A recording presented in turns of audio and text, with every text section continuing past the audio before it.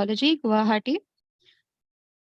He has been a PhD student along with the Helmholtz Center for Environmental Research, Leipzig, Germany, and has worked as a senior scientist, a research scientist with the sorry, senior scientist department of bioenergy at Helmholtz Center of Environmental Research. Currently, he works as the Chief General Manager and Assistant Registrar at the Eudoxia Research Center, India, and Eudoxia Research University, USA. Talking about his academic and research honors, he has been awarded with the prestigious DART project on microbial biosource exploration to improve bioenergy production. He has been awarded with the senior research fellowship by the Council of Scientific and Industrial Research, Indian Institute of Technology, Guwahati, and he has been among the top two candidates in the GATE examination of 2007. All his publications have been, he has written a number of research articles and papers, specifically in the areas of biochemicals, bioenergy, microbiology, biotechnology, chemical engineering, and all of his articles and research papers have been published in the prestigious journals that have been indexed by Scopus and Springler. Thank you, sir. Thank you so much, ma'am, for this wonderful introduction. And thank you so much for this warm invitation and warm welcome. I will start now the presentation. And today we will discuss two important parts, since my background is from the quantitative research.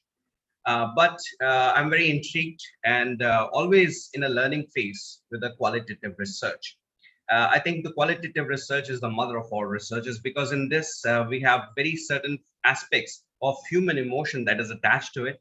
And without attaching your own sense to the research project or the question or the objective, we can start and we can interpret the results. So without any delay, I would like to share my screen and we will go for the presentation today. I hope my screen is visible to everyone. Yes, sir.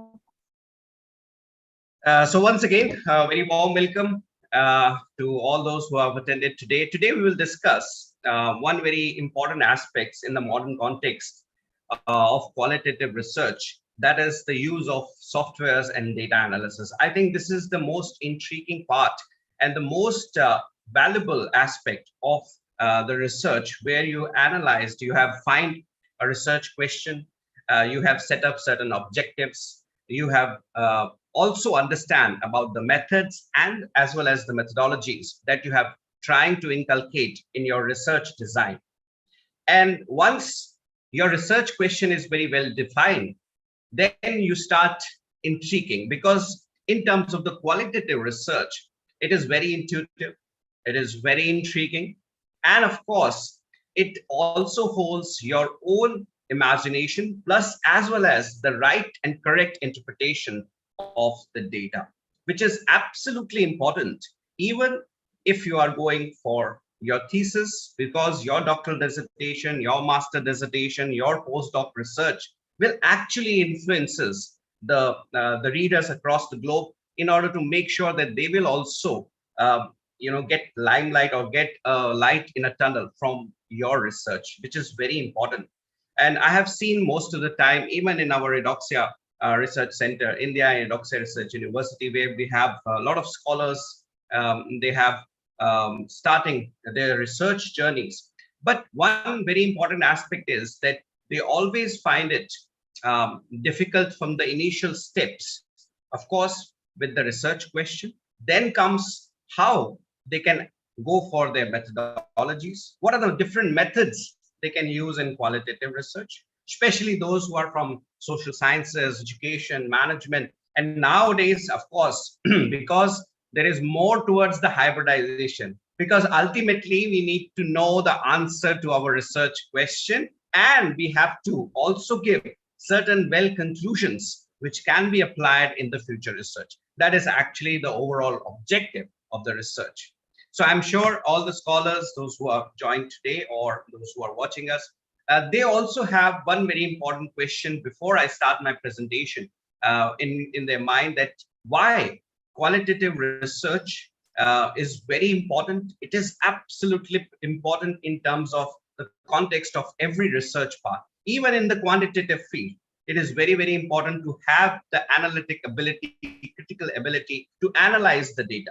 Second part is, what is the use of technology that we can make? I will share today certain softwares as well that you can use for your data analysis, how basically you can interpret the data in terms of your publication, which is always my concern, because whenever any scholar start their research work, his prime motive not only should be to find out the question and the research question and how different methods and methodologies are working, but also in order to tell the whole world that yes, this is the kind of the best part, and to have the research gap also in place. This is the kind of the best part where he can also throw the limelight in the problems and give us the solutions. To give the solutions, you need to analyze your data well. And how you analyze your data, you should know certain softwares nowadays that can help you in context with your data. And that is why in any good publications, especially in good publication houses like Scopus, even if it is Wiley, Web of Science, nowadays, of course, the ACS, the American Psychological Societies are there. Even the libraries, the e-libraries, of course, they are also publishing good work in the research part, where we also have to start publishing. And how and what are the different steps, what are the various steps that we should remember during this entire process, because this is a kind of a journey that we have to take from the research question towards citation. Now let's start with the first part, that basically we can understand what is the qualitative research and how we can explore new dimensions and how we can understand these complex phenomena. So today we will learn one very important aspect, that is the qualitative softwares, and how you can have a systematic data analysis in terms either if the data in the form of questionnaire or in the form of interviews, or you have adopted other methodologies which you have collected the data. What is your sample size? What is your focus groups? How you have analyzed the number of samples? What is your questionnaire? What is your intelligence questionnaire index, which is very, very important, I will discuss. But first, let's get an overview of a qualitative research. As I said, that it is a very intriguing, it is very intuitive, and also it is having an aspect or a dimension which we call the critical ability to think and put your emotions also. Most of the scholars and those who have done a greater service to qualitative research, they have said that a scholar should not actually involve in his own thinking with the research question. He just able to find out the objectives, and then they have to collect the data, and depending upon the data, he has to just interpret. So you are an outsider, but still you have to make sure that whatever the data you have collected, you have to represent it in the same way without actually diluting that data with your own emotion. But what I feel in the qualitative research, that it is very important to have your own human experience, which is very, very important. Your understanding, your interpretation of a complex phenomena is very important, and it is very imperative also in order to find the solution. Sometimes these things are very in context of the paradox also, but that is why the ethical consideration, there is an entire concept of ethical considerations in qualitative research, and we have to follow this critical part in order to make sure that our human experience and whatever the social depth that we have carrying in the research question should be rightly and of course correctly interpreted in our results. And of course, the main aspect, if for the context of the phenomenon I'm talking about, in any data part that you have collected from your research question, be it in any methods that you have, nowadays there are many methods which you can be hybridized with each other. So let's come to first part. Let's say you are collecting the data, which is a very common mode. For the first part, that is what we call the initial stage of your research question. So I have read, let's say, one research question which have a demographic interpretation. For example, that I want to study the education system for kindergartens in a particular state, in a particular with having a demographic part in a particular state, particular district, particular village. Now, in order to get this entire research question into their possibilities, it is very important that I should analyze. First, I will funnel it down. In qualitative research, it is always subjective to matter that we have to funnel our questionnaire. Do not make a broader questionnaire, because you have to also analyze that how you have put up the research question. What are the objectives, 3 or 4 objectives that you have set up in the context which is in sync with your research question. Then comes, what are the different methods? Are you taking the interviews, or are you going for a snowball method? Are you using the phenomenological studies? Are you using the grounded theory? So all these methods that you have driving, you have to put it in the context. Then comes the part, what are the methodologies that you are using, which is also very, very integral part of your research question. But of course, for this, we have to go for our research gap, which is very important in a qualitative research. And whenever I got any publication from our scholars, especially in terms of the qualitative research, where they have analyzed in terms of, let's say they have interviewed someone with the focus group, or they have the questionnaire part, now they have the data ready. So what to do now? I will also discuss later on, but this is the main aim. You need to understand what kind of a data you are collecting in the form of questionnaire. That is why the questionnaire intelligence index should be always high. Now, how to make it questionnaire intelligence index high? It is also depend upon your methods. It depends upon your research question. So it also allows, I mean, qualitative research also allows to, because we have to make sure that our, as I already discussed, that whatever the understanding we have in terms of the research question, make sure your own personality should reflect in the research part as well. Now, let me start with the key part, which is everyone talks about. This is very in general way to put a qualitative research, but I want to make it in a bit intuitive way. For example, first thing is they always talked about the subjectivity. What is the particular focus thing you are focusing on? Because you are not dealing with the numbers. It is not a quantitative research where you have the numbers in your hand and then you can try to interpret those numbers into certain form of an image where you can answer the question of your research question. But in qualitative research, one very important aspect is the subjectivity. Of course, we should not be in terms of the bias. We should always make sure whatever the result and data that we are carrying, we should interpret as it is. And that is why today I will talk about very excellent softwares that you can use. And nowadays with the AI, I will also talk about the AI, how you can integrate with your data, the AI. But for research purposes, this is a very important things to understand. For research purpose, we never use AI in terms of the concept part of data. No. We always use in the context of the analysis of the data, and then we will always make sure a critical analysis of our data and our results as well. So let's start with one very important aspect, that is the conceptualization of the entire research question. There are certain ways, there are inductive ways, there are deductive ways to analyze your theories, your themes, and your data itself.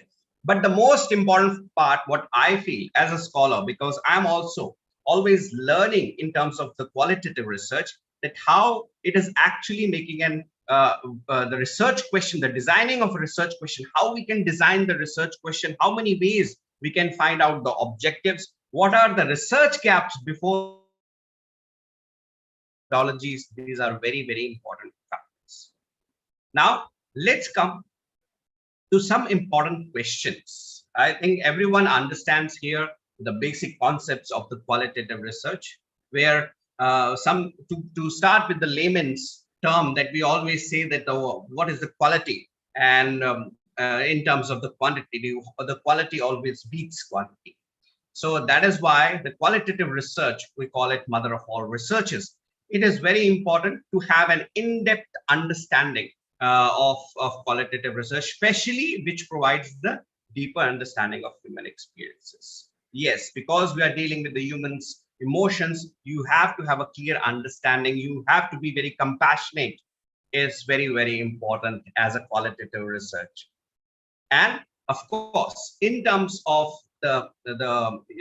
whatever the data you are collecting, they should complement your research question, your context. It is very, very important. Some people will say that you should always hybridize in terms of the theories which is already proposed. Now I will give you one example also.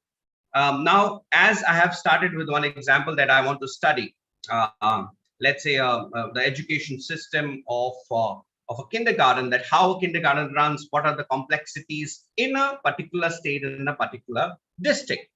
Now, in that district, let's say there are 100 and 200 villages, and I want to study and how to go with. Now, this is what we call the RSM methodologies. In the quantitative part, I'm taking in the hybridization, that how I will make a model, which is of course very intriguing, and also it has a good tendency for attracting the researchers to my research. First of all, what I will do is I will have certain responses. That means, what is my objectives? My objective is to study, let's say their first initial part is their education system, that although is the learning programs are good enough so that they can inculcating that skills in that kindergartens or not. Second part is, what are the difficulties, the socio-economical difficulties they are facing. Third part is, of course, their own economical status. What are the different kind of learning methods that has been used? So all these different levels or factors I will choose, and then I will prepare certain responses. Let's say I have 4 responses which I have find it out. That means 4 objectives in other sense which I find it out. Now, out of these 4 objectives, then I will go for factors. What are the different factors which are influencing my responses? So that is how I feel that in terms of the qualitative research, I will hybridize it, and then later on, I will put it into a model system where I will able to draw the data part. That means my responses versus all these factors, how they are interacting. And then I will take it into a model. Then I will describe all the actual situations depending upon my primary data. So then this is an intriguing scenario, and I will able to get it in a good, of course, I will able to have a good publication in terms of that as well. But my main aim is to make sure to give a complete picture to our researchers, to our readers, so that they can understand the responses, they can understand the factors behaving in it, and then they can understand the conclusion. And also, I will always give the future plan or the solution to whatever the problem in the initial phase I have selected as a research question. Now, let's start with the most challenging part today in the modern context of qualitative research, that how to analyze our data. How actually, because since we have the normalization of the data is not there, that means it is not in the numbers, it is always in the context. But nowadays, in most of the methods that we use, especially in terms of the interviews, and nowadays, of course, the questionnaires is there. There are certain surveys are there which automatically predefines your question. Either your question is an open-ended question or a closed-ended, or your questionnaire intelligence index is really high, so that you have a very minimal amount of questions, which is very targeted to your root cause of your research question. So if you're preparing a questionnaire of, let's say, 200 questions, then I think there is something wrong in their intelligence questionnaire if the focus group is very limited one. Because we have to also make sure that more number of people will fill our questionnaires, they will get intrigued. And that is why every question that you design in that questionnaire should always have some number reflection to the main research question that actually what you want to find it out. And that is why there are certain tools nowadays. We don't have to rely on in the whole concept where we see that we put our theories right, then we will interview 10 or 15 people, and then depending upon their interviews make a general conceptualization that okay, this is the result. But nowadays it is not the case. Nowadays you have so much use of technology is so much infused in our research part that we can have this incredible softwares in order to mitigate the challenges of a researcher that they will have for data analysis. So first of all, three things are very, very important in any qualitative data analysis. First is, of course, the data volume. That what is the volume, depending upon your methods and methodology, what is the volume of your data? If it is a large number of a survey, if it is involving more than 500 or 1,000 people, those who have took part in the survey, depending upon the question, yes, of course, depending upon the question itself, how you have filtered it out, that means how you have funneled it out in the initial stage, the data volume is very, very important part. Sometimes in the ethnographic studies or in the religious studies, especially we have seen in the religious studies and the ethnographic studies, certain very selected data volume is also can be accepted as a whole part and parcel of the entire part. Why? Because in terms of the focus groups that you are carrying out, you always make sure that the representation of your single data is actual the representation of the entire part. This is very, very important. Now, what we call is in a dot mechanism in mathematics. If someone is from mathematics, the dot mechanism is that when you put a dot, of course, it's in the 3D vector. So once it is in 3D vacuole, one dot represents the entire global culture. So that is how we can also identify, but in only certain restrictive studies or cases as well. So data volume plays an important part. Second part is, which is very, very important, that is the subjectivity. Your data should be what your data leads to, which kind of interpretation. It is very, very important. It should not be biased and inconsistent. That means sometimes what we do, and this is very, very important to all the qualitative researchers to know. For example, if you have a qualitative data, how you can switch to a quantitative one. That means how you can normalize it, which is very, very important nowadays. Of course, in the softwares like MaxQDA or Atlas TI, even I will talk about NVivo today. So these softwares are an incredible softwares which will code, and you should also, and it is not the coding part which is where you have to write a long scripts. Gone are the days. Now it is the AI part where you just put your data and then the coding will be done and you will get an incredible result. So correct interpretation is very, very important. That is the subjectivity of the part.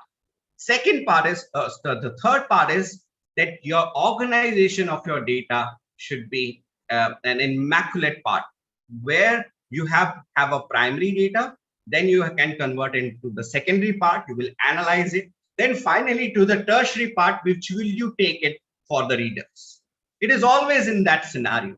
For example, if you have a raw data, that means the data you have collected, let's say in the form of questionnaires, and now you have converted into an Excel file, that is your primary data. Now you start interpreting all those data in terms of the graphs, in terms of you have to see the correlations. Maybe you can use some statistical part as well nowadays, which is very, very important because the hybridization is going on. This what we call is a secondary data. Then finally, out of this secondary data, whatever you choose in terms of the interaction of other factors, which I was describing earlier in terms of the responses, then it is a tertiary data which you take it to the manuscript or to your thesis. It is very, very important so that the user initially, or the scholar or the researcher, those who are reading your research and want to cite you in terms of his own research problems, then he can easily understand that, yes, this is the entire story of the primary to the secondary to the tertiary data part. So this is how we also used to do. And I will always recommend to the scholars, you should always make sure, do not put your primary data as it is. The analysis is a very critical part, and this is how the data organization help you to analyze in a correct way as well. Now, I will talk about today the QDAs. Of course, I will talk about NVivo. I will talk about Max QDA, and I will also talk about Survey Monkey, like all these different softwares that how you can analyze. I will just give you one example also, and those who are from Edoxia and have seen our webinars also, we have always have a live demonstration of these softwares. And especially, I want to talk here about the NVivo. In terms of NVivo, let's say, suppose you have one MP3 file, you have your method that you have chosen in an interview method, and you are going to, let's say you are studying in terms of certain workers, migrant workers. You are studying, that is your research question, that you want to study some migrant worker in some particular state, what are their, and you're using some chaotic theories also, that what are their issues and how they are relevant in the modern context and how we can facilitate them. And this is, let's say, this is your research question. Now you want to go for an interview method, and you are recording it in English or in Hindi or in a regional language. So now what happened is the entire MP3 file that you have recorded it, you can translate it in English, and the entire MP3 file you put it in NVivo. Now, the NVivo AI will sort out the each SEO optimized keywords that you have used while talking about any question or answers. So they will first bifurcate the questions to the answers, and then they will model it in such a way that they will give you certain data interpretation, certain results, maybe in a cluster part, maybe in a pie chart, or this is how incredible the NVivo is. That just by talking, you can have your analysis that how many times, what are the keywords you are using, especially in the context. Of course, you have to first give the coding part, which is very, very simple. And then you have an incredible results. And these results in the modern part, if you're going for Scopus publication, you see that all these qualitative, especially those who are from education, especially those who are from nursing background, also they are also now infusing the qualitative research, especially those who are from management, especially those who are from social sciences, ethnographic study, religious studies. So all these domains are using nowadays NVivo. And if you see the publication from US, Europe, especially on the northern side of Europe and Australia, even in Korea, Japan, and China, you see that they are always using either Atlas TI or NVivo in order to have their analysis part. Second part is, which is very, very important, Max QDA. Now, the hybridization is an incredible source. So you are using a mathematical tool or a software to analyze, which is something very qualitative part. So this is the kind of interpretation that we also need as a scholar. We want to understand the dynamics behind each and every data, and that you can do by these kind of softwares. Some limitations are also there because first of all, you need to know, of course, the softwares, you need to handle that, you need to learn these softwares. Second part is, of course, they always make sure that whatever, and the advantage is, of course, there is the time efficiency, which is very, very integral part of a scholar's life, the time. So they will always have that part. They will always expedite these things. And they always have very well documented part, because every of our research, I don't know, maybe in India or in the CSI Institute or in good universities, so every PhD student or every scholar's data is well documented and well preserved. Sometimes in other universities, in the foreign universities, you have to preserve your publication data for 10 years.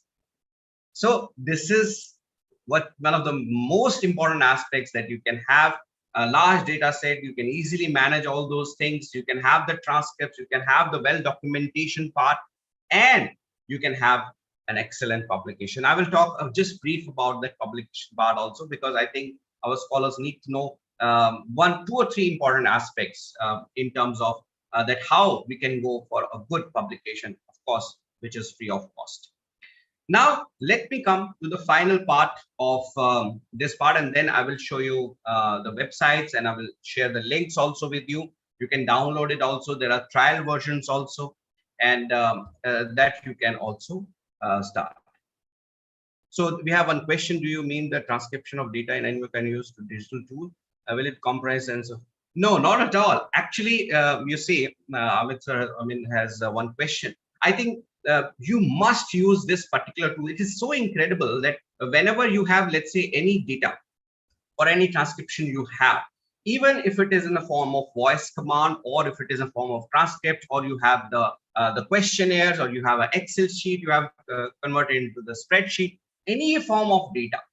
Now it will not compromise this the quality part, which is of course again which is an interpretation of yourself. You have to make sure that whatever the interpretation, that because it's a software, it will analyze certain keywords and it will give you the picture. Now it is your aspect. That is why in the initial stage I said that your interpretation, your involvement is the key, but you have to make sure that all the data which is being utilized by the NVivo, they always give you the correct sense. And sometimes it is also, that is why the data interpretation part is very, very important. The filling of the data, the use of the data is very, very integral part. So I'm sure you should use this NVivo, and then you will be amazed by the result part, which is an excellent for your thesis as well as the publication part.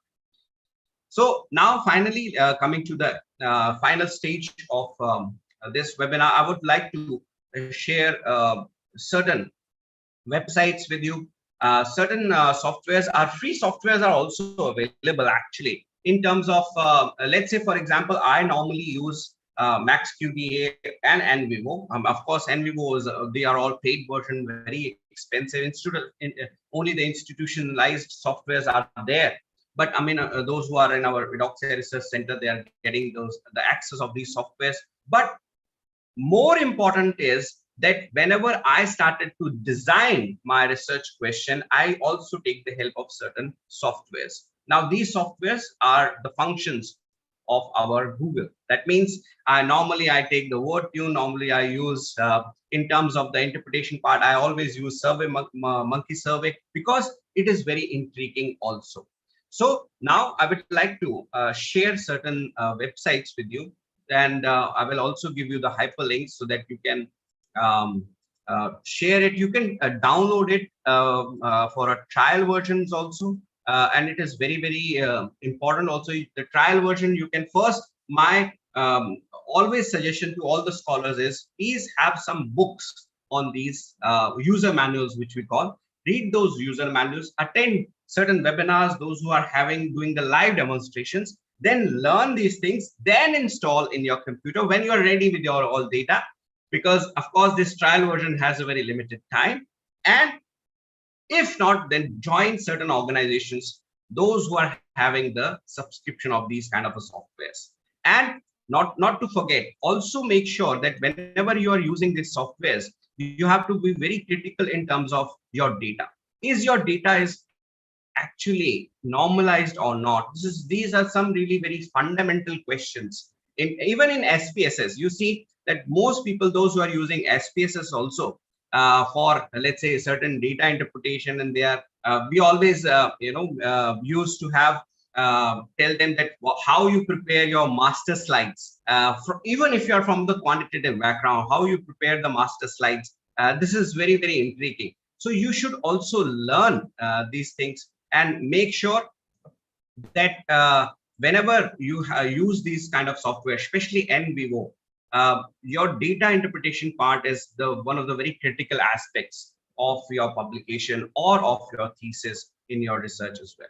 So I will share two very important softwares that I feel that everyone should have, and you can create their account, and you can learn these things, because it is very, very important nowadays in the context of publication aspects and then your thesis, because in foreign countries, whenever you publish your thesis, either it is an accumulative or a monologue. Nowadays it's cumulative thesis. Monologues are, especially in India, we still are writing monologues where we have, the chapter wise thesis, and but in other universities in across Europe and US, they have now cumulative thesis where you have only 20 page of introduction, and you put your 5 publication, and this is your magazine, and this is your thesis. So the main aspect is that when you utilize these kind of softwares, you will also realize, especially Max QDA. I mean, this is actually a, a combination of a quantitative and a qualitative. It's a perfect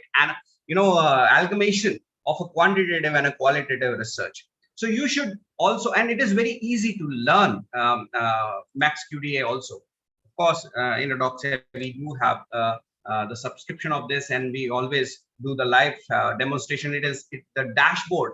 I mean, actually, I'm not in the office at the moment. Otherwise, I will show you the software itself. But this is the interface. The dashboard is very, very simple. It is like an Excel file, what we call an advanced Excel file, where it is very user friendly. Even those people who are not understanding the dynamics of the coding part, they can easily use Max QDA. Now, of course, the analysis part, even if, let's say, if you need some assistance, nowadays the AI assistance is there. Okay. Now, as a researcher and as a scholar, I always advocate, please do not use research, this AI part in the research concept itself. No, because AI is actually a function of a neural network where it collects the previous data and give you certain interpretations. So the imagination part is still, the probability is still lacking. I mean, who knows, maybe in future they have the ability to think. There are certain AIs which is alarmingly, researchers have reported that they are actually creating themselves certain networks, and they are learning by themselves. You must be heard of these kind of scenarios as well. But in a qualitative research, if you are having an interview analysis, you want to do a review literature, you want to find a research gap, everything is available. Nowadays, even Mendeley, a free software, reference management software, is also being used for the referencing, is also used for your literature review. So there are so many tools actually you can put up with, but I will definitely recommend Max QDA. And one important, of course, I want to share, that is the NVivo. I always recommend NVivo highly to all our scholars, because now, of course, the NVivo 14 Plus, which is a pro version, is coming out.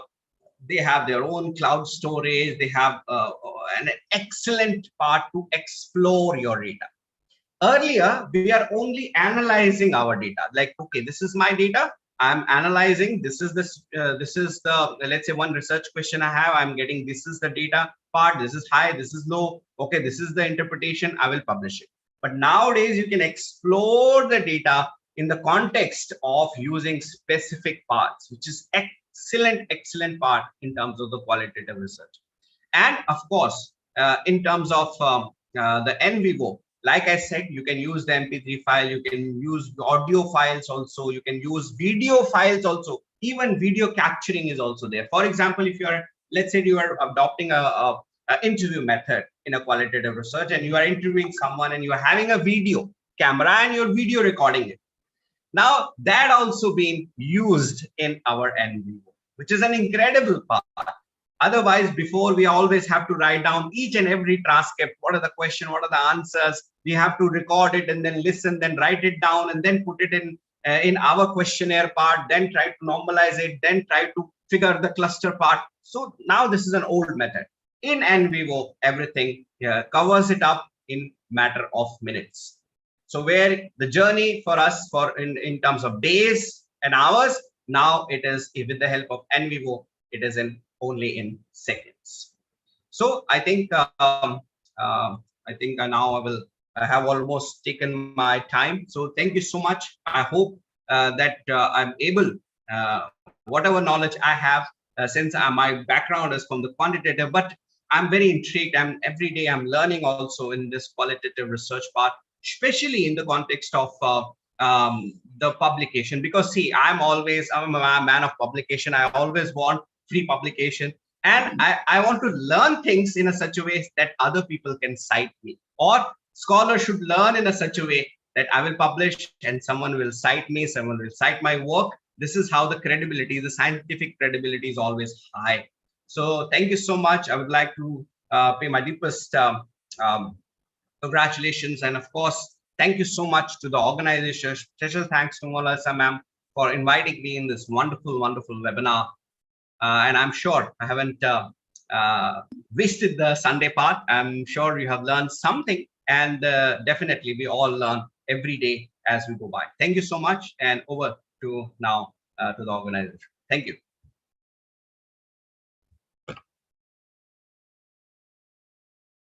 Thank you, Dr. Sukhbinder Singh. On behalf of RPRIT, it is also a research institute. Our main aim is to scientific study of Rabindranath Tagore's vision, specifically on psychotherapy model. And whatever your presentation, we have followed it, and we have also trained our students about the qualitative research methods. And Monalisa Patnaik, she is our student.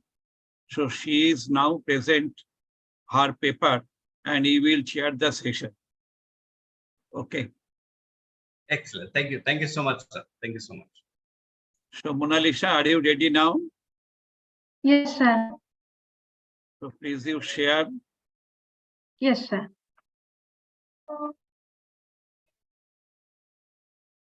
Sir, is it visible? Yes, it is visible. Yes.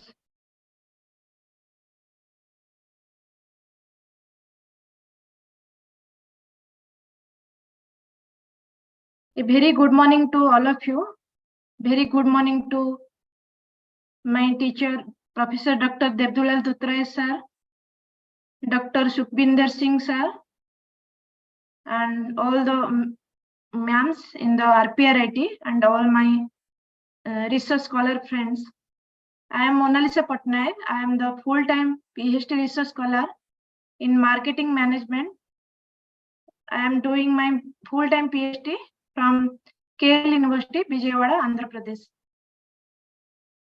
Now coming to my topic, my today's topic is quantitative versus qualitative research, importance and comparison. And this is about my short introduction. I am currently pursuing my full-time PhD in marketing management from the Department of Business Management, KL University, deemed to be University, Bhadreswaram, Vijayawada, Andhra Pradesh, India. My research topic is the impact of artificial intelligence, that is AI tools usage on purchase behavior, a select study on e-shoppers users of e-commerce companies in Odisha. My research interests are in digital marketing and artificial intelligence AI. I completed my MPhil in marketing management from Gangadhar Mehri University, Sambalpur, Odisha. I was in the first batch of MPhil in management. I am continuing my MBA in finance from DDC Utkal University. I completed my MBA in marketing major and HR minor with dual specialization from Ravenshaw University, Cuttack, Odisha. I completed my MSc in biotechnology from Utkal University, Bhubaneswar, Odisha. And I completed my graduation in zoology honors from Utkal University, Bhubaneswar, Odisha. Currently, I am working as an assistant professor at Majikharani Institute of Technology and Science, that is MITS, Raigada, Odisha. My teaching subjects are marketing management, human resource management, that is HRM, entrepreneurship development, engineering economics, that is EEC, intellectual property rights, that is IPR, organizational behavior, that is OB, and future ready contributor program, that is FRCP. I am a very regular student of Ravindric Psychotherapy Research Institute Trust, RPRIT, Kolkata, India, and attended various courses from RPRIT. Apart from my academic career, I love to sing songs and also learning North Indian classical music from Sursadhana Music School, Kolkata, India. I am learning classical, semi-classical, stotro, Bengali songs, Nazrul Giti, Rabindra Sangeet, Udiya, Hindi, Bengali bhajans, ghazals, Udiya, Hindi, Bengali folk songs, Sambalpuri songs, and I performed in various musical programs. That about me. Recently, I completed one of the qualitative research course from RPRIT. and I completed with my written exam. Very soon we will have the Viva exam for that course. I am very much thankful to my sir, Dr. Devdulal Ratray sir, for giving this opportunity for this wonderful course. And here I present this topic on qualitative research, that quantitative and qualitative research importance and comparison. Then quantitative and qualitative research importance and comparison. This is my abstract. So this abstract provides an overview of the importance and comparison between quantitative and qualitative research methods. Both quantitative and qualitative research approaches play very crucial roles in advancing knowledge and understanding various fields of study. This abstract highlights the significance of each method and discusses their distinctive characteristics, application strengths, and limitations. Quantitative research involves the collection and analysis of numerical data to establish patterns, relationship, and generalizability. It emphasizes objective measurement, statistical analysis, and the use of structured instruments such as surveys, experiments, and statistical models. Quantitative research offers precise and numerical results that are often generalizable to larger populations. It enables researchers to identify statistical significance, make predictions, and test hypotheses, thereby contributing to evidence-based decision making. On the other hand, qualitative research focuses on capturing rich contextualized and subjective data through methods such as interviews, observations, and document analysis. It aims to understand the complexities of human behavior, experiences, and social phenomena. Qualitative research emphasizes the exploration of meanings, interpretations, and in-depth understanding of the research subject.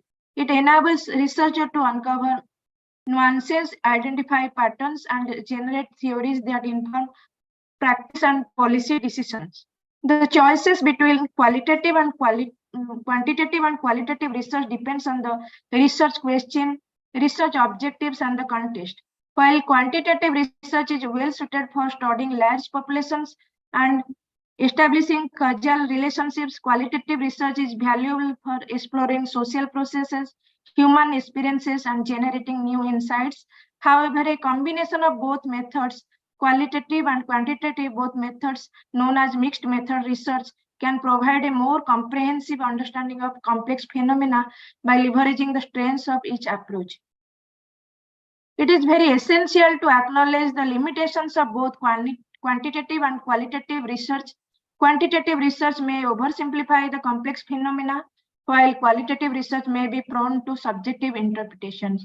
It gives us the subjective interpretation. By understanding these limitations, researchers can employ appropriate methods and employ strategies to enhance the validity, reliability, and credibility of their findings. In conclusion, I'll say both quantitative and qualitative research methods are very indispensable and for advancing knowledge and understanding in various disciplines. While quantitative research focuses on numerical data, statistical analysis, and generalizability, qualitative research emphasizes rich contextualized and subjective understanding. By recognizing the strengths and limitations of each approach, researcher can select the most suitable method or employ mixed method research to achieve a more comprehensive understanding of the research subject. So these are my keywords of my research: quantitative research, qualitative research, comparison, importance, methods, characteristics, application, strengths, limitations, mixed methods research, numerical data, subjective data, generalizability, and contextual understanding. Coming to research methods and their significance in academic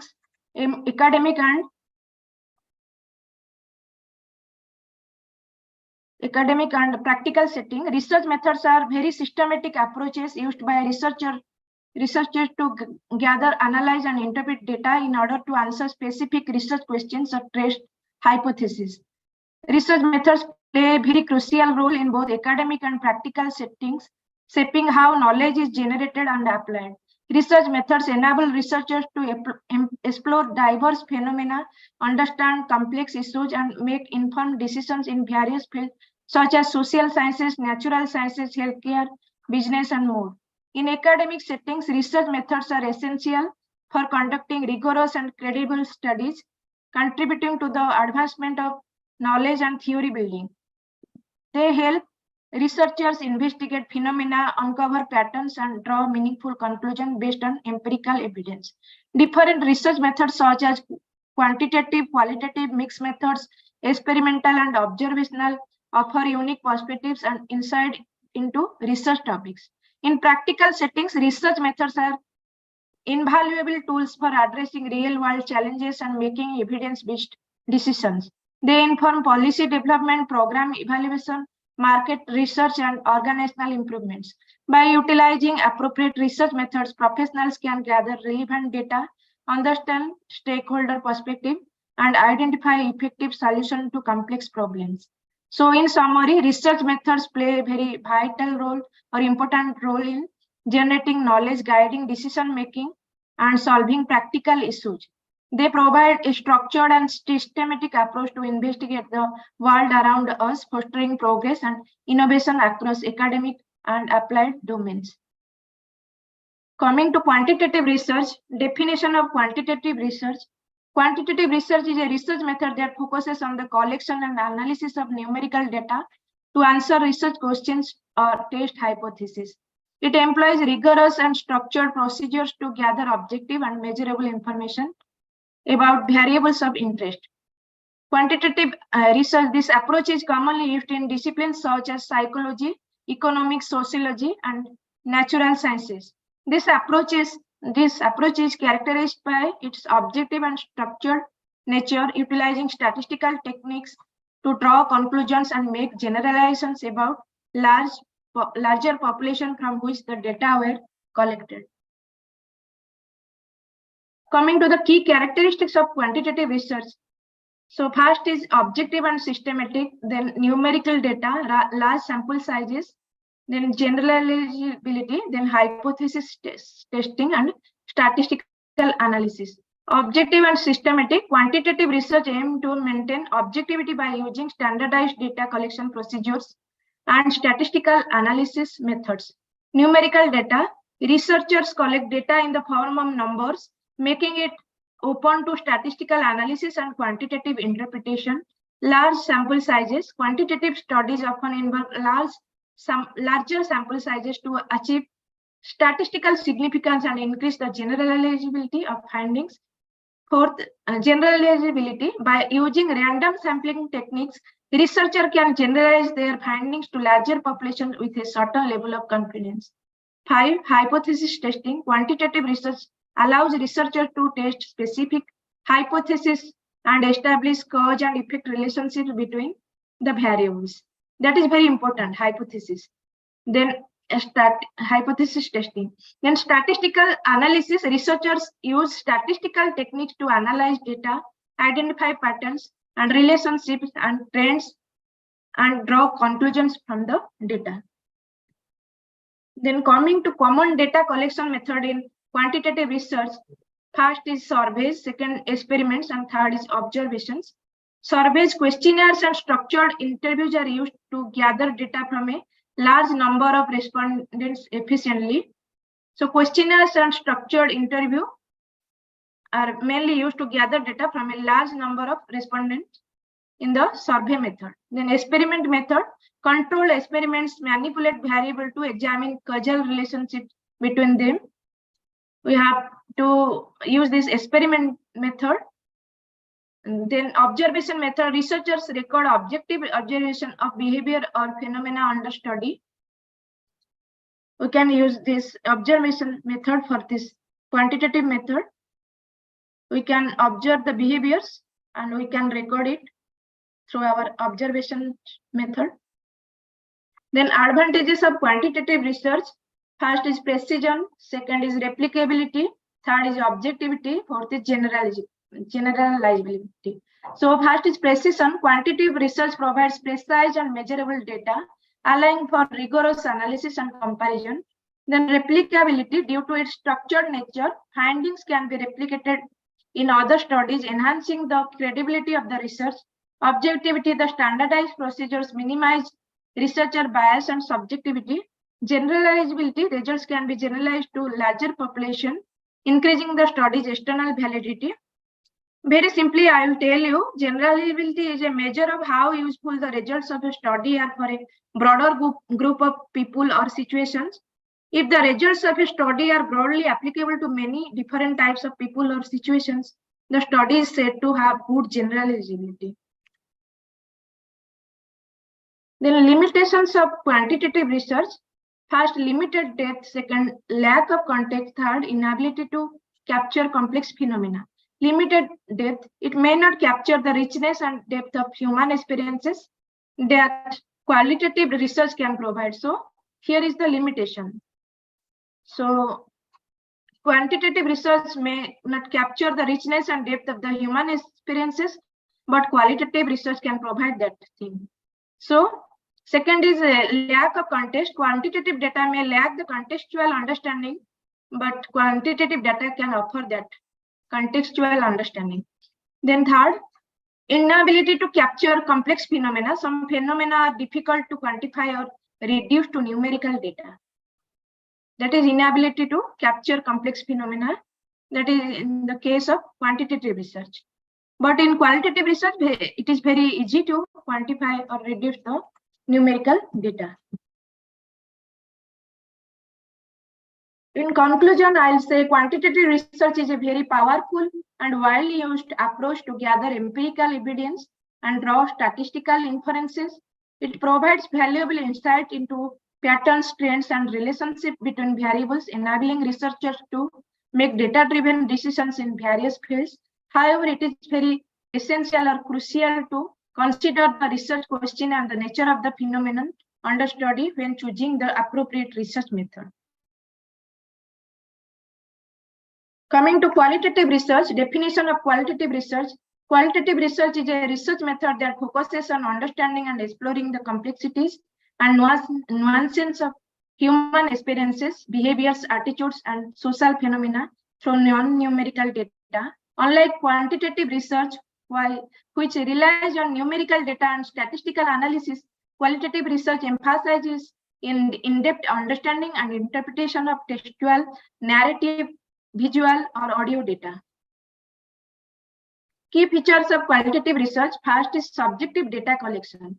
Qualitative research gathers subjective data such as narratives, interviews, observations, or textual content to capture the richness and depth of human experiences. Second, contextualization. Researchers study phenomena within their natural settings, considering the social, cultural, and environmental context in which they occur.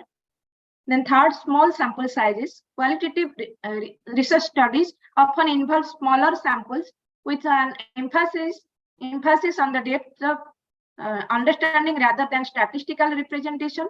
So it involves the smaller sample size.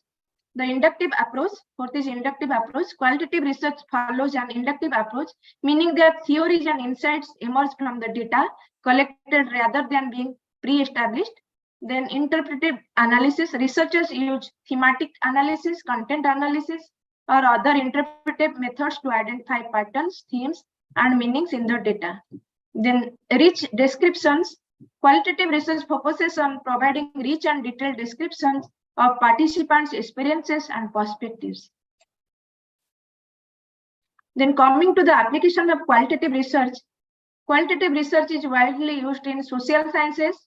For example, anthropology, sociology, psychology, health sciences, education, and fields where the focus is on understanding human behavior and social phenomena. Qualitative research, it is particularly very useful for exploring complex, sensitive, and emerging topics where numerical data may not fully capture the depth and subtleties of human experiences. Then data collection methods in qualitative research. First is interviews, then second is focus groups, third is observation, fourth is content analysis.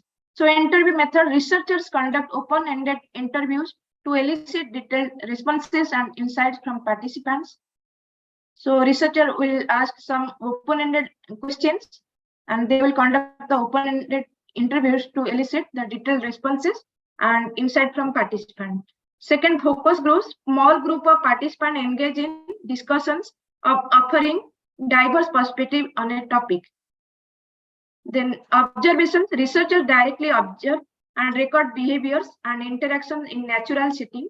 This is the observation study. Researcher will directly observe and record the behavior or experiences, and they will interact with the natural settings. They will interact with the respondents. So content analysis, researchers analyze written, visual or audio content to identify themes and patterns. These all are for the qualitative research data collection method. Then advantages of qualitative research. First is in-depth understanding. Qualitative research allows researchers to gain rich insights and a deep understanding of participants' experiences. Second, flexibility. Researchers can adapt their approach during data collection to explore emerging themes or unexpected phenomena. Flexibility, which can be changeable. Researchers can adapt or adjust their approach during data collection to explore the emerging themes or unexpected phenomena. Then contextualization. Qualitative research provides valuable insight into social and cultural context of behaviors and experiences. This is very, very important. Qualitative research, it can provide valuable insight to the social and cultural context of behavior and experiences. So these are all the advantages of qualitative research. Then limitations of qualitative research. First is subjectivity. Second, limited generalizability. Third is time and research intensive. So subjectivity, the interpretation of qualitative data may be influenced by researchers' biases and perspectives. So limited generalizability, findings are context specific and may not be easily generalized to other population or settings. So the third is time and research intensive. Qualitative research can be time consuming and requires considerable effort in data analysis. So qualitative research, when we are going to do it, it is very much time consuming and it is also resource intensive and requires considerable effort in data analysis. So it is very, very time consuming. That is the limitation of qualitative research.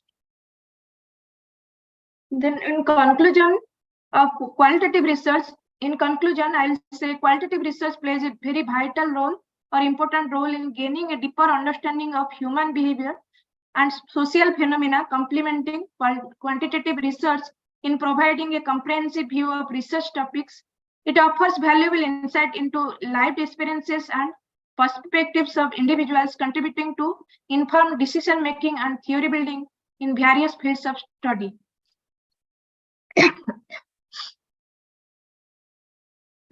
Next is research design and methods. Research design and methods refer to systematic plan and approach used by the researchers to conduct a study, gather data, and analyze the information to answer research questions or test hypotheses.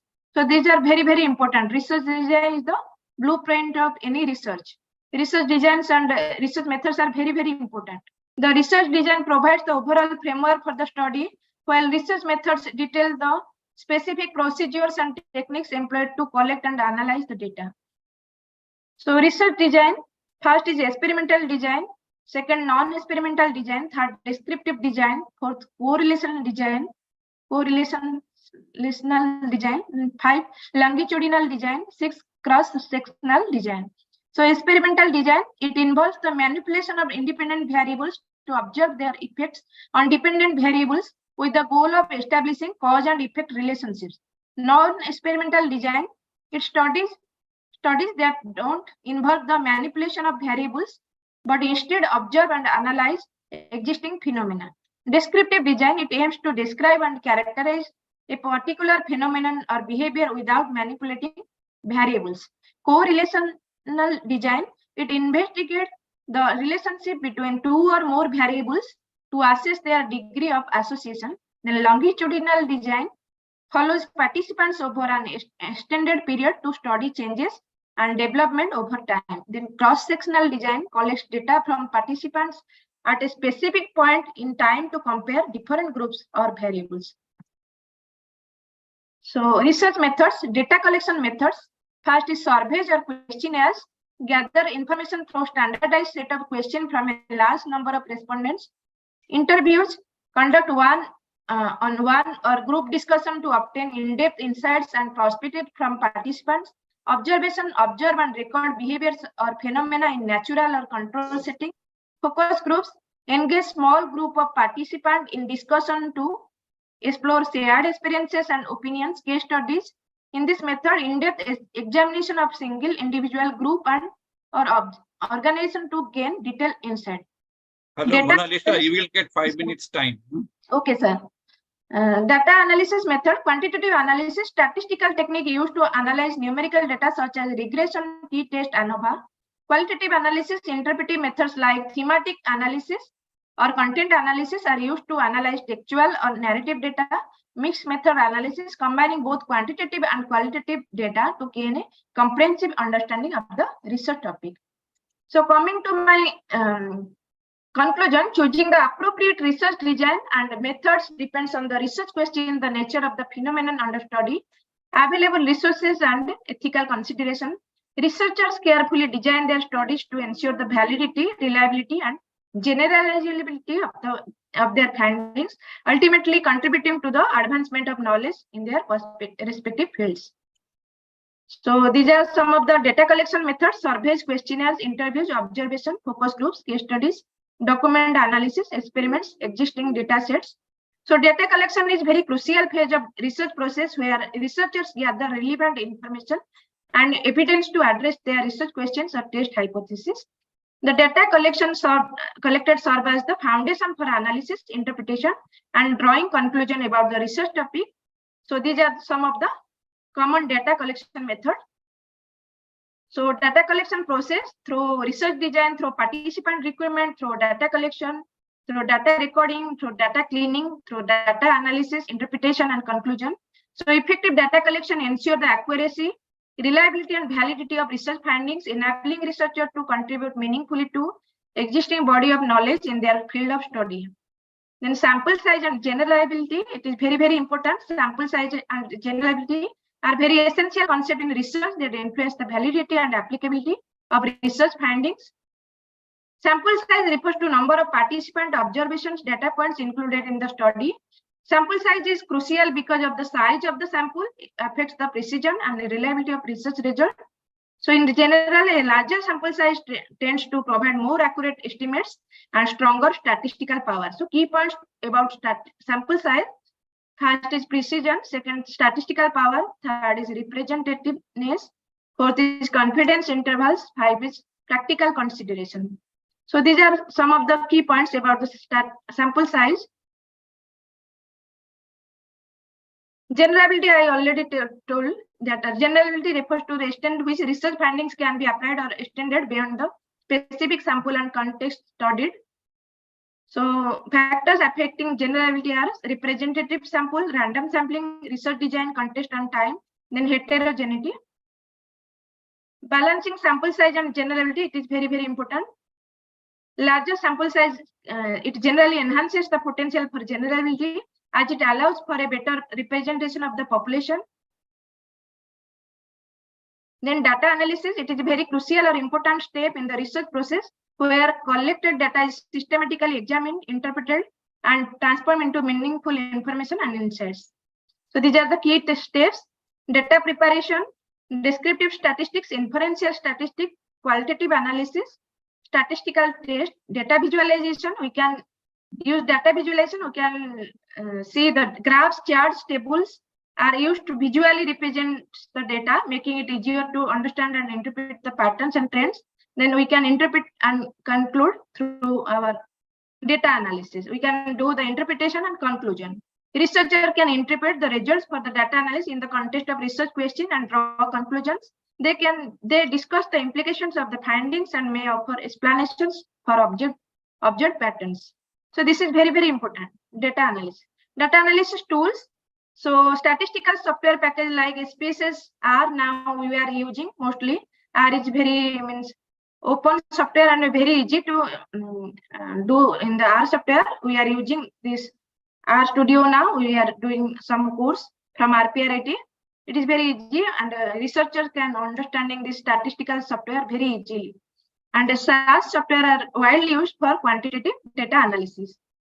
Then qualitative analysis software are tools like NVivo, Atlas TI assist in managing and analyzing qualitative data.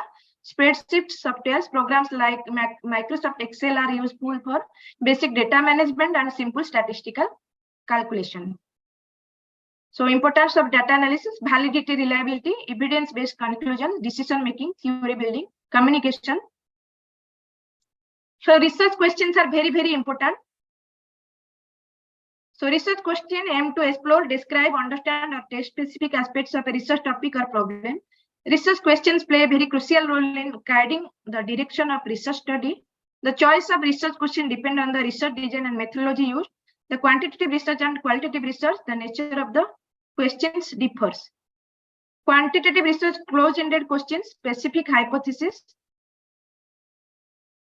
For example, research question, does regular exercise lead to a reduction in blood pressure? Hypothesis, regular exercise is associated with a decrease in blood pressure levels. So that is a close-ended question.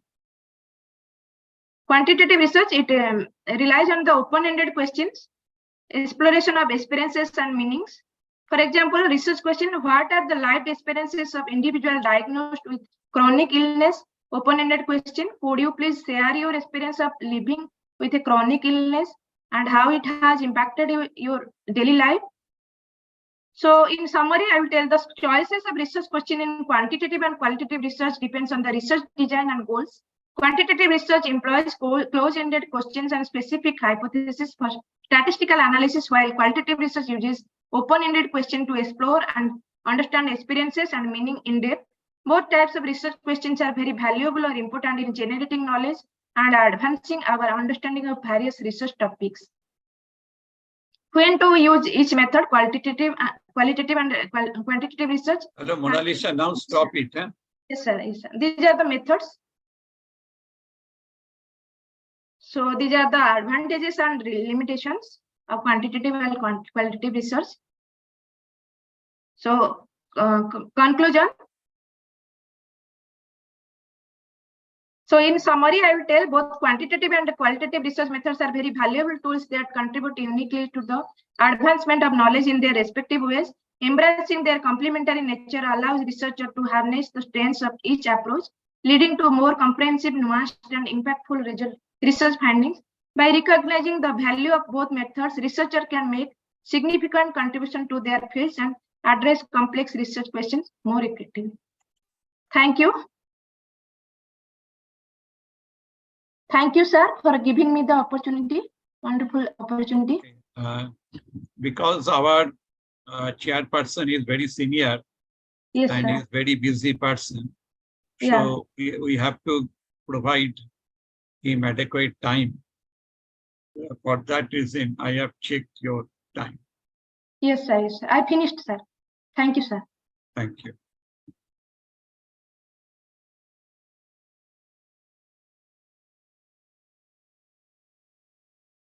Now you stop share. Yes, sir.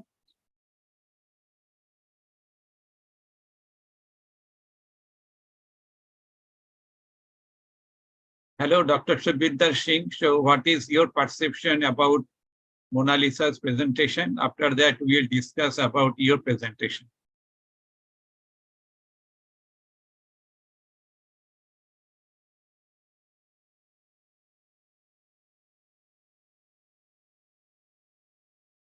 Hello, Dr. Subhinder Singh. Are you here? Yes, sir. You're audible, sir. Yeah. So thank you so much. Thank you so much, sir. And excellent presentation by Mona Lisa. And regarding the methods and methodologies she is describing, but only one part. Just want to make one small comment in the context of your data interpretation. So are you already aware of the questionnaires that you have designed in how you're now try to analyze this data interpretation part, especially in terms of statistical? Are you using R or are you using SPSS also? In my PhD research, I am using this R software. And we are the researchers and scholars from the regular student of Rabindrik Psychotherapy Institute Trust. So sir is teaching us the R software. I am doing that in my PhD research. That is both qualitative and quantitative research. We are doing that analysis in R Studio. We are basically seeing the data visualization using bar graph. Yeah, I mean, Yeah. yes, in Box the plot. context with R, I mean, that's actually a good software for the analysis part, but I will also recommend you, because in terms of the thesis also, you Yes. can go for SPSS, and because it's nowadays it's very user friendly. The interface is very user friendly. It is more user friendly than R actually. So you can also go for SPSS, where there you have more variations in terms of the descriptive analysis that I think you will need in terms of your thesis as well, and as well as your research project. So good luck from my side. And Yes, sir. I am using both software, but R is very means open access software, and it is open software and very easy to yes, understand. In the sense of means data visualization, that is, it is provides us the better graphs, charts, bar graphs, box plot, which I am yes, understanding very easily. With the yes, research institute, sir is the research guide from ISI Kolkata. yes. Basically, with the researchers using this R software mostly. This is very easy to understand also. Spaces also I am trying, sir. Thank you, sir. Yeah, thank you. Thank you so much. Thank An you, sir. excellent presentation. Thank you, sir.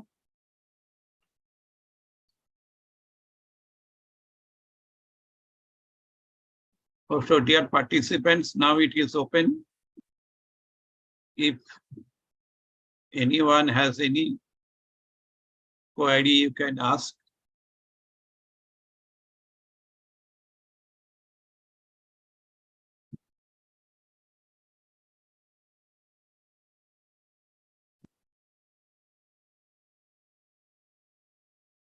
Okay, Dr. Shudbinder Singh, in vivo provides what cloud, basically. So that is the frequency distribution of the different words. So that is very useful for the content analysis. But how does it help for developing the theme? Yes, sir, that's actually a great question. I mean, in terms of the N vivo, first of all, we need to understand that it is a very holistic kind of a software. Now, N vivo 14 normally draws more attention into the graphical part of the interpretation of the data. Second thing is, before analyzing in the N vivo, we have to learn about the coding part for the N vivo, because all our qualitative data, be in terms of if you are having the statistical analysis already done, but if you are want to analyze the only focus part or specific aspects in an analytical way, then I think NVivo carries much more depth rather than MaxQDA or Atlas TI in terms of the visualization of your data. So sometimes, like for example, in the earlier part, what normally the fellows, those who are from qualitative background, especially from the medical part, nursing and all these part where they are using actually the SPSS, and then they are only interpreting the correlations. But in terms of the qualitative research, some of the scholars are now using which is previously called the ANN part, where they have the cluster model diagrams. So it is very intriguing actually to understand the interpretation of your results in terms of the graphs. And nowadays, multiple variate analysis are also there, where you can correlate many factors. Let's say you have 12 or 15 factors, and you have to select the outliers, only 2 or 3, which is actually influencing your response. Then I think the NVivo is the best one. I mean, I'm still actually learning in terms of the schemes and thematics parts of it, but I'm sure in the new version which has came, NVivo 14, it will massively increase our chances for the publication aspect, as well as the clear understanding of our data in terms of the diagram. Okay, so you are suggesting that is whatever the data visualization provided by the NVivo, and based upon that, you will create the theme. Yes, sir, absolutely. Based on that only we can create the theme. And also, if we have a massive data, like the big data nowadays, massive data in terms of, let's say, a survey or something, even that can be actually very brilliantly funneled in NVivo in order to have a very intriguing kind of a graphical representations. Nowadays, most of the Scopus Q1 and Q2 publications are actually they are using NVivo also for their graphical abstracts and their interpretation of details, mostly in the form of this visualization part only.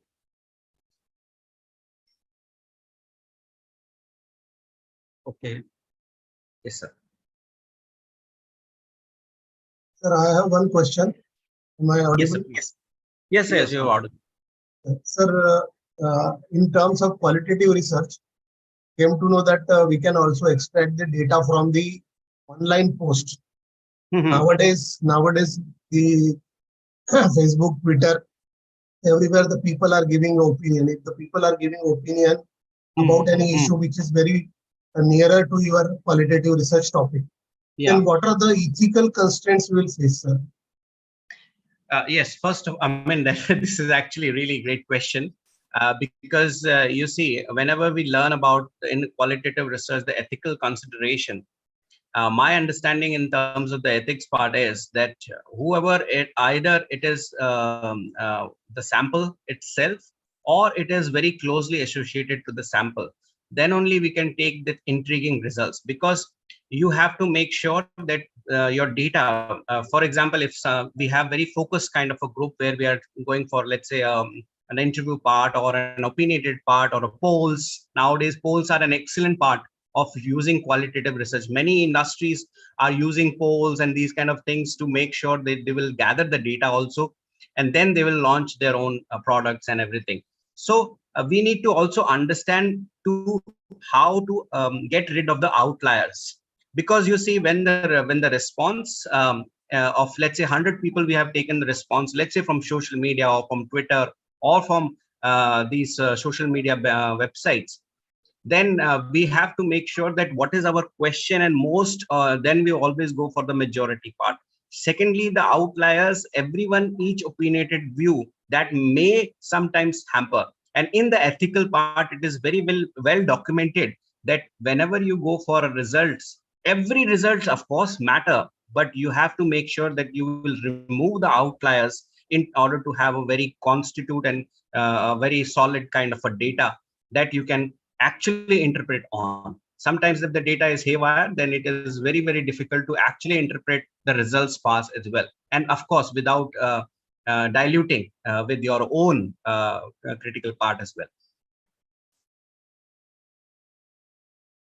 So, sir, in this means what we need to write in the our paper, that how we have taken the ethical consideration, like we have kept the views as anonymous, that is enough? Yeah, I mean, that is one very important part. Normally, see, in the very sensitive matters, especially the concerning, which is concerning the social fabrics, constitute the social fabrics, or any topic which is very sensitive, and also in religious studies. Anonymity is the one part which is very important. Second part is also that you can divide them into the groups rather than having a individual identity as a sample. You can divide them into groups, and then you can only talk about certain anonymous groups in that part. And in terms of ethical consideration, whenever you go for any thesis publication, or for even for Scopus or other great publication houses, they always you have to always fill the anonymity form and an author's declaration where anonymity is maintained. And this is the first primary part which we have to follow in terms of the qualitative data. Thank you, sir.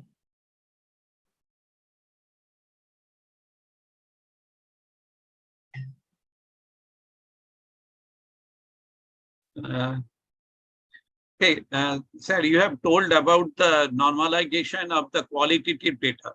Usually, yes, we are doing normalization for the quantitative. Yes. But you are talking about the normalization of the qualitative. What does it mean?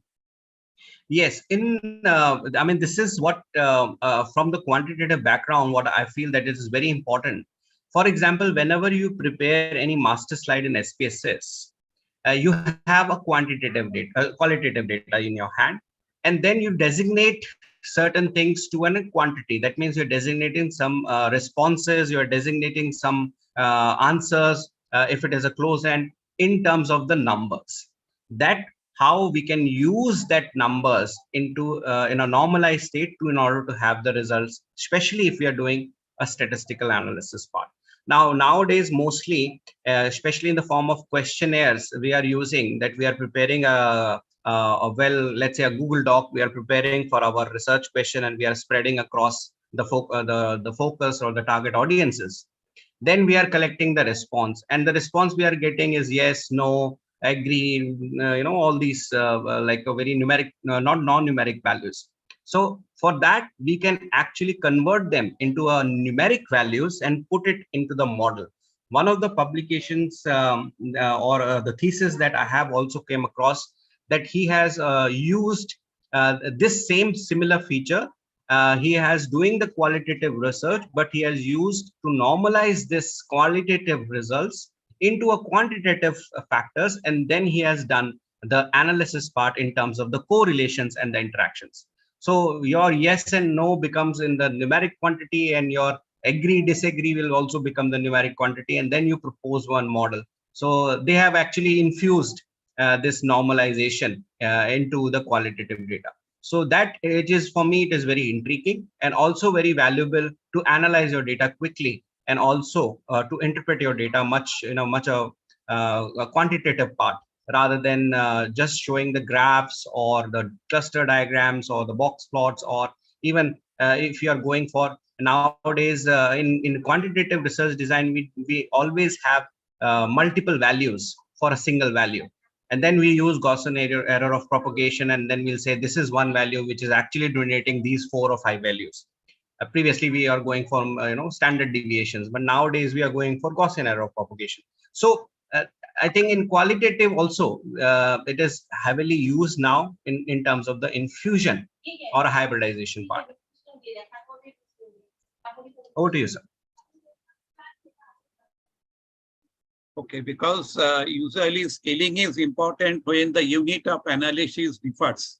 Yes. So in that context, and another problem that is my observation, data veracity. Data veracity is very common in case of the qualitative research. Suppose you want to examine some of the issues about the current incident that is happened in the northeastern parts of India. Yes. And you will find that is a lot of the data are there, and some data veracity also is there. Yes. So we do not know. So if we think about only the data visualization, we will be in trouble for the data veracity. Absolutely. So absolutely, sir. I think very serious issue nowadays. Actually, that's an excellent point, sir, because normally whenever we are dealing with the data and analyzing it, especially we have to also understand that is why to understand the data set and the sample and everything is very critical in qualitative research, because whatever you are interpreting in terms of the data, existing data, and that is why sometimes the anomalies and the outliers will always be there. So absolutely, you're absolutely right, sir. So in terms of my suggestion is that whenever we go for whenever we collect any data, we have to analyze the research question and the sample size very critically in order to first convert them into a secondary data, and then try to analyze it. Sometimes visualization can be deceptive in that part if you're not doing the greater part in terms of the sorting of the data also. Okay, thank you. Actually, our students are very much interested to know about the different softwares. So Sure, now you have given the softwares, so they have developed some idea. After that, they will use it and they will be benefited later. Sure, sir. I can do one thing. I can share some of the books also that I have. I mean, they're really great help in terms of to use the software. and I can provide it to Mona Lisa ma'am. I can send the certain books on MaxQDA and NVivo, so that they can also learn, and they are always welcome in our live demonstrations. They are always welcome to join and to learn this intriguing aspects of use of softwares for your qualitative research. So here Farah is there, Farah Ahmed. She is our program coordinator. Farah, Excellent. please you collect. Yes, sir, sure, sir. Sukhvinder sir, it was a great PPT, and I liked the AI part of your PPT. So thank you for creating so much of awareness, sir. Thank you for updating our students. And we need your PPT for that. So please send it to Mona Lisa so I'll collect. Okay, thank you, sir, for Sure, I giving have your help. shared. Yeah, sure. I have Yeah. shared my email. You just drop me an Oh. email. I will share some of the books, some materials, Oh, wow. maybe 1 or 2 free softwares that we have. I can share that also. That nowadays people are using Google Trends in order to start their research journey, Yeah. research questions, especially in terms of optimization of your titles. They are using Google Trends and SEO part. Yes, sir. So I think I can share some books on it, and definitely it will be benefited for all the scholars. Thank you, sir. Thank you so much, sir. I think all students like your vibe. Thank you, sir. Thank you. Thank you so much. Thank you so much. Thank you. Thank you so much. Sir, anything you want to add? Finally, I would like to actually congratulate and thanks to the organization of this Ravindra Psychotherapy Research Institute and Trust. And thank you so much for inviting me. We look forward for many more sessions. And the main aspect is to learn and to execute. I always believe in executions because in general, we can always, of course, we are always learning everything day and day, but execution is very important. So my only focus is that please learn and try to execute into your manuscripts, into your thesis, into your research, so that it will be an excellent, when it is published, you will feel so great. And once someone cite you, you will even more excited. Thank you. Thank you so True, much. sir. True, sir. True, sir. Okay, sir. In future, we will invite you, okay, for chairing any other session or any conference. Sure, sir. And I would like to also invite you all because on 28th and 29th, we are organizing our international conference, Ramas 2023. After 2 years, we are organizing Ramas. So you're all welcome in our international conference. Take part, because in every conference, we believe in free publication, and we publish in our ISBN books that is dedicated to US ISBN books. So this is a great opportunity for everyone. You can also join, and I'm so happy and glad that I'll be a part of this wonderful platform and share my ideas, my views, and also I have learned many things from today. So thank you so much to everyone, to the organizer. Thank you so much, sir. Thank you, sir. Please share the poster of conference also, Sure. so that we can, So now I am requesting Shara, please give you the vote of thanks. Yes, sir. Both the speakers, Sukhvinder sir and Mona Lisa, the presentations have been enlightening, and definitely the resources that you have provided will help all the attendants as well as students of RPRIT in future. We are looking forward to many more sessions with you all for more collaborations and better information and awareness about research, qualitative and quantitative, both for the students and the general research community as whole in India and abroad. Thank you so very much for such amazing sessions. Looking forward to more sessions with you, sir. Thank you. Thank you so much. Thank you so much. Okay, thank you.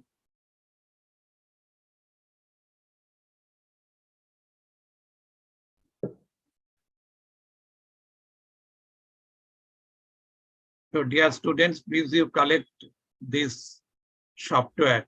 Okay. Sure, sir. I will write software you, send it on the email. So hello, Farah, please you collect this. Yes, sir. Yes, sir. I'm just sending the email, sir. Dr. Sukhvinder. Just you can copy. Yeah.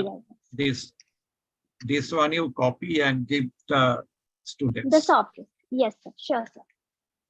Whatever Chair has given to us. Okay. Yes, yes, sure, sir.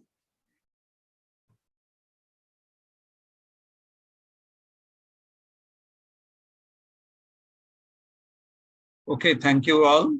My best wishes to all of you. Thank you. Thank you so much, sir. And have a nice Sunday to all. Have a nice week as well. Thank you. Thank you.